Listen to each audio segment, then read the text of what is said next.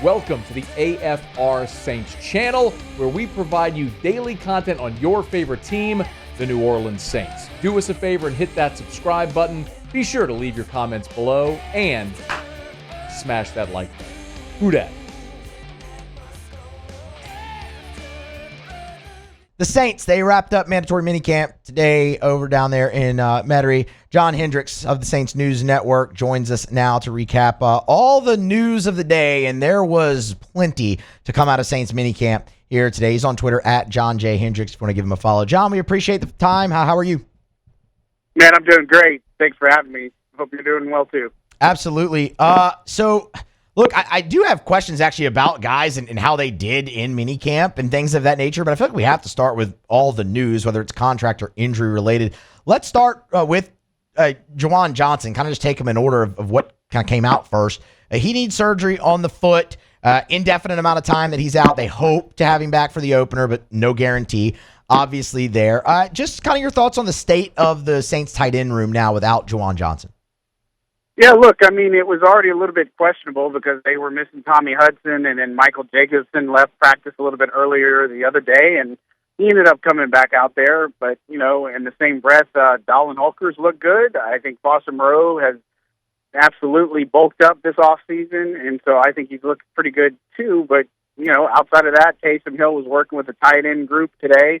And then you have Jacobson back in the mix. So, again, this is a little bit concerning because you look over during practice and you see, you know, 2 or 3 players working with Clancy Barone, and it's like, you know, what's going on here? So I would expect them to add to the room. You know, everything on Juwan I've heard, you know, I think you're looking at a 6 to 8 week time frame roughly, and then, you know, might not be ready for camp. And it's something that was bothering him this offseason in his foot. And so they just finally decided to address it. And, you know, you're a little bit away from your first snap, so the hopes is he's good to go when it comes to training camp and get some action in and then be ready to go for week 1.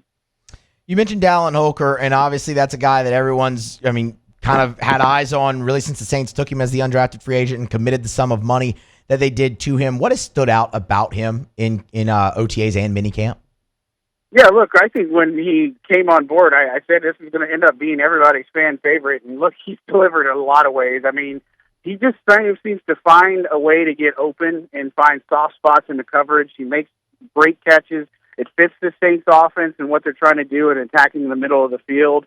He has good hands. I mean, he made a play today in the back of the end zone that was just something that you just, man, I wish we could record that and see it because it would go viral and everybody would just get so hyped. But, you know, we're not allowed to do that. But, man, I just think you get a guy who's come in here, is learning a lot from, again, Clancy Barone, their tight ends coach, who's worked with some greats in the past, you know, Kyle Rudolph, Algie Crumpler, and some others there. And so I think he's somebody that is building upon what he's been doing, and he's just making plays out there. And so I think for him, it's just going to be, can he do some more of the blocking aspect? Because he's really good at attacking in the middle of the field and vertical game, and just real good hands on him.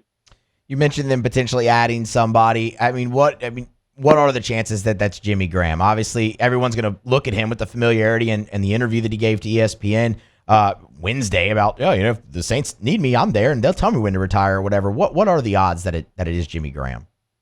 Yeah, I think if it was going to happen, it'd be closer to training camp, similar to last year. And the biggest thing, I know he's training for his row, and, you know, is that something that he's going to risk, playing football and then maybe get injured where he can't do that? I think that's the only thing that might hold him back. But, look, he's there for the Saints, and I think you look at Klint Kubiak as offensive coordinator, putting people in a position to succeed. I mean, I only think Jimmy Graham would just thrive in this offense, and so you know he's going to be in shape when he shows up, and it would make sense. And so I think the Saints, to have the ball in their court, I think that's right, and it wouldn't surprise me because, you know, look, you look at the other tight ends that are on the market, it's really slim pickings out there. I mean, they tried this UFL tight end out, Sal Cannella, and we'll see what happens there. But, you know, I would expect some roster movement to happen, especially as we get closer to training camp. Well, you know, the tight end market's soft, like you kind of said, so they didn't really need extra cap space to do that, but they've got it now after restructuring Taysom Hill's deal and clearing 6.6 and now have over $12 million in cap space. What do you make of that move? Is that Is that them planning more for the future down the road, or do they have eyes on somebody that they covet in free agency? I mean, it is possible to have eyes on somebody, and again, I don't know if people have followed, but this is something I reported back in February that Taysom Hill, Alvin Kamara were both in the plans for the Saints offense in 2024, and I know people ran wild with the trade speculation, rejoining Sean Payton, but that was never an option on the table from everything I was told. And so, look, I think it shows even more commitment to Taysom Hill. He's lining up at multiple positions, including the backfield, taking tosses, lead blocker. I mean, Darren Rizzi, the special teams coach, said the other day that he's practically back up everything. And I mean, when you think about it, there are so many things that he does. And so I think it shows a good commitment to him for starters. And, for a player that's in his 30s, I think it's a respectable, a deal that he's going to end up having, as far as his future goes. With the restructure, it gives him some flexibility. I think if you're looking at a free agent, who comes to mind for me is Justin Simmons. I think that would just solidify and put a stamp on everything on the back end. Not saying they couldn't look at anybody else. I know the Hunter Renfrow stuff would make sense, but look, I got to be honest, the way Cedric Wilson and Equanimeous St. Brown are playing, I don't know if you need Hunter Renfrow anymore. And so I think Justin Simmons is your guy if they do make a play, or maybe you try to pay Kamara something a little bit more, but I know they are working towards the cap. So that's obviously the next place to go is Alvin Kamara, because that is the other contract on the books with the big cap hit, and he obviously leaves minicamp today, skips the final day, and it's contract related. I mean, that's obviously been confirmed by multiple reports and sources to this point. What is the next step there between the Saints and Alvin Kamara? Is it an extension or is it a restructure? Yeah, I think you might see some type of restructure. Because here's the thing is, he's on the hook right now next year, and the cap is about $30 million. There's no way they're going to pay that, right? I mean, it's just how these void years do. They escalate in the final years. And so I think where you're looking at it is the dead money is only like $11 million. And so about 18, 19 million that he might be out of. And so I think if I'm the Saints and if I'm looking at this and trying to keep Alvin Kamara in the building, I'm trying to extend him for a couple of years and making sure that he gets the money. I don't think he should necessarily get anything close to Christian McCaffrey, but, I know that they have a strong vision for Alvin, that I think he's going to be on a rebound uptick this year and such, but, you got to work that out, and that's something that Mickey Loomis is going to do, but, he was there for walkthroughs today, but then obviously didn't partake in practice, and then, this is just unfortunate because for a team that, is on the uptick, to have a distraction like this in a way, it is a little bit concerning, but, I think it'll get itself worked out for training camp, and if he's not there for some reason, then maybe we'll hit the panic button, but I got to tell you, too, some of these other running backs are looking really good, and some of these that, you wouldn't think of, and some of the undrafted guys and some of the guys that are going in their second year, and, those touches can be up for grabs if Kamara's not in the mix. It's going to be interesting to watch, the contract shakeout there with Alvin Kamara, because he's made no bones about it. He wants to stay, obviously, in New Orleans. Let's talk about some of the guys that are standing out. I want to come back to St. Brown and Wilson, and I actually want to touch on the running backs, too, now that you brought that up. But Derek Carr, you're seeing a lot with Derek Carr throughout this camp where he's had great showings kind of day in and day out. What is different? What have you noticed that's different about Derek Carr in this offseason, his second with the Saints, as opposed to his first?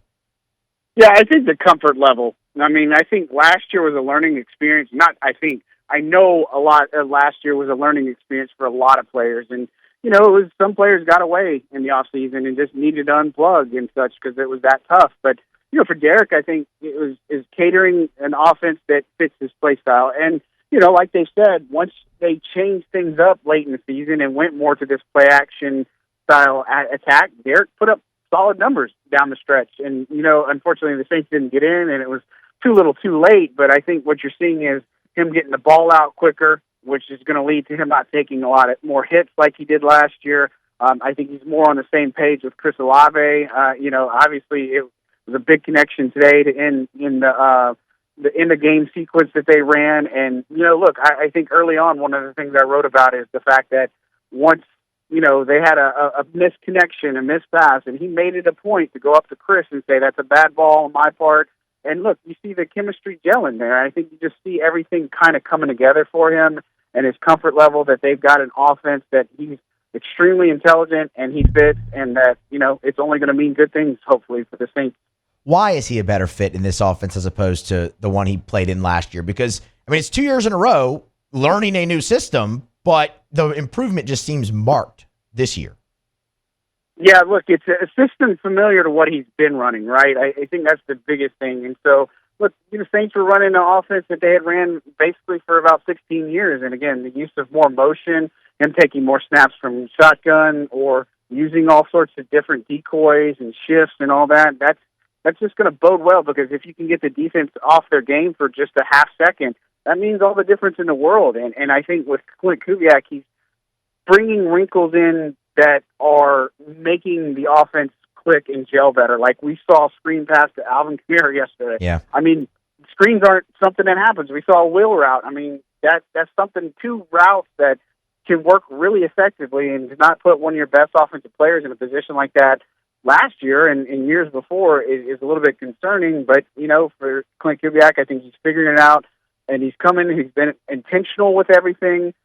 They've been, very intentional, delivered on how they work, what they're working on, and when they're working on it. And I think everybody in this offense is responding well, even the defense, because they're excited that they're seeing something different, and they're learning from it every day.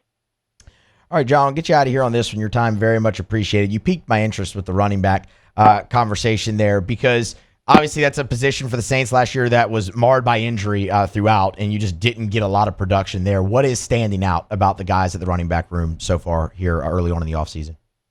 Yeah, look, I think, first of all, I think Jamal Williams is in for a better year, and of course we know Kendre Miller is probably going to get a lot more touches this season, but, where I say that is, you have some other guys that were on the roster hanging around last year, your James Robinson, your Jordan Mims, guys that were on the practice squad.